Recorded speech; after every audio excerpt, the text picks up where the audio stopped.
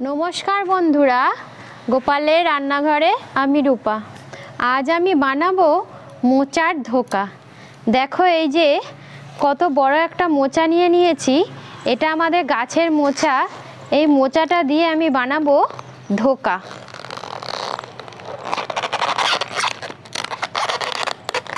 প্রথমে আমি ভালোভাবে ছাড়িয়ে কেটে ধুয়ে সেদ্ধ করে নেব মোচাটাকে।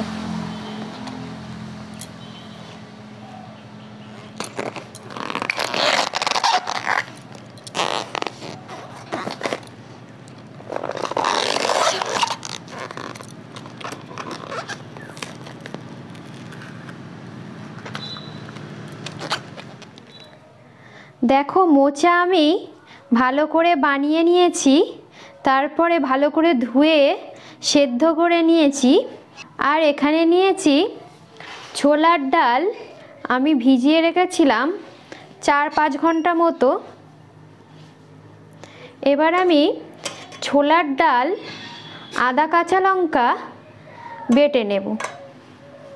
দেখো এখানে নিয়ে নিয়েছি ছোলার ডাল বেটে মোচা সেদ্ধ করে, আর এটা ছোট ছোট টুকরো করে আলু সেদ্ধ করে নিয়েছি। এবার আমি এর মধ্যে দিয়ে দেব কাঁচা লঙ্কা বাটা, দিয়ে দিচ্ছি আদা বাটা,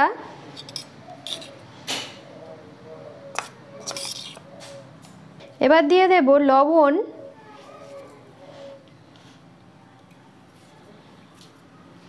দিয়ে দিচ্ছি হলুদ গুঁড়ো, দিয়ে দিচ্ছি হিং,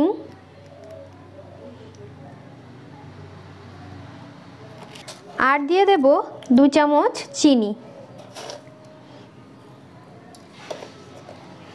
এবার আমি এগুলো সব কিছু একসঙ্গে ভালো করে মেখে নেব।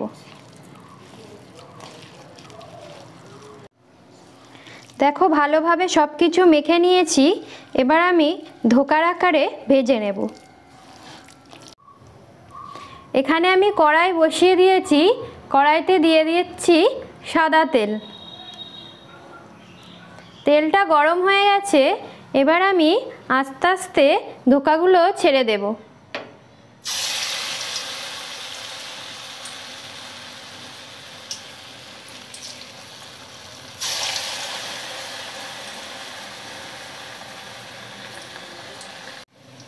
দেখো এক এক করে আমি অনেকগুলোই ধোকা ছেড়ে দিয়েছি।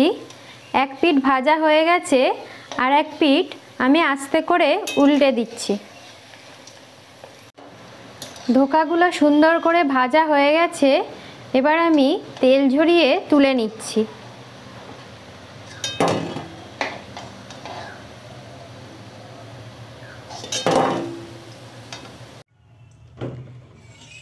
সব বড়া ভাজা হয়ে গেছে। এখন আমি কড়াইতে তেল দিয়ে দিয়েছি, এখানে দিয়েছি সর্ষের তেল। এবার আমি দিয়ে দেব 2টো শুকনো লঙ্কা,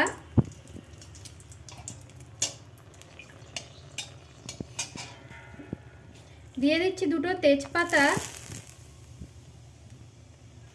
দিয়ে দেবো একটু গোটা জিরে। ফোড়নটা ভালো করে ভেজে নেব।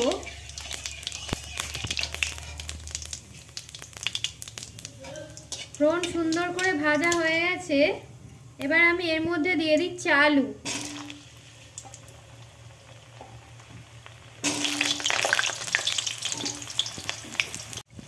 ফোড়নের সঙ্গে আলুটা আমি ভালো করে ভেজে নেব।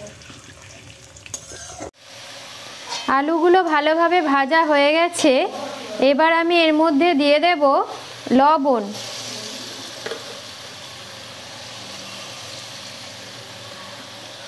দিয়ে দিচ্ছি হলুদ গুঁড়ো।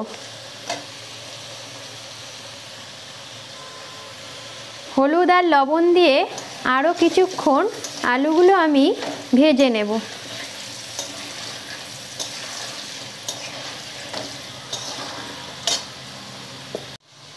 দেখো এখানে টমেটো বাটার মধ্যে আমি সব মশলাগুলো নিয়ে নেব। এখানে নিয়ে নিচ্ছি লঙ্কা বাটা, কাঁচা লঙ্কা বাটা, এবার নিয়ে নেব আদা বাটা,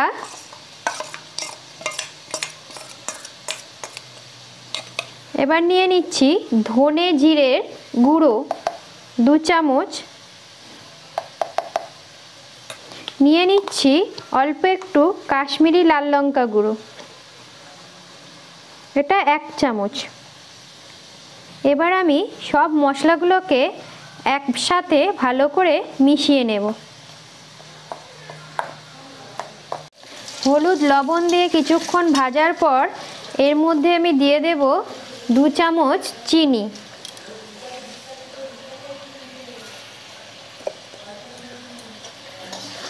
এবার আমি যে মশলাটা সব কিছু একসঙ্গে দিয়ে রেখেছিলাম মশলাগুলো দিয়ে দিচ্ছি।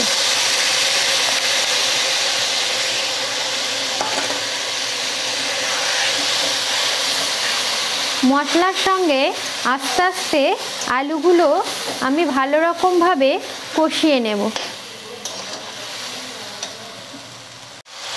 মশলার সঙ্গে আলুগুলো ভালোভাবে কষানো হয়ে গেছে। এবার আমি এর মধ্যে পরিমাণ মতো জল দিয়ে দেব। জলটা একটু বেশি পরিমাণে দিতে হয়, কারণ ধোকাগুলো রস টেনে নেয়। আমি এর মধ্যে আরও একটু জল দিয়ে দেব। এর মধ্যে আমি আরও একটু জল দিয়ে দিলাম। এবার তরকারিটা ফুটে ওঠা পর্যন্ত আমরা অপেক্ষা করব।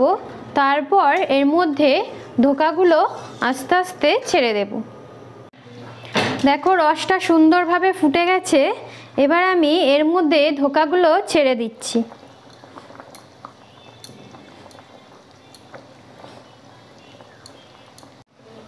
সব ধোকাগুলো দেওয়ার পর আমি একটা ঢাকা দিয়ে কিছুক্ষণ ফুটিয়ে নেব।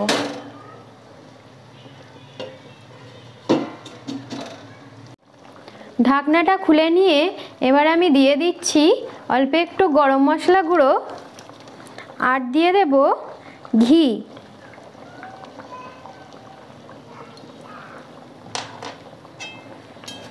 এবার রেডি হয়ে গেছে মোচার ধোকা।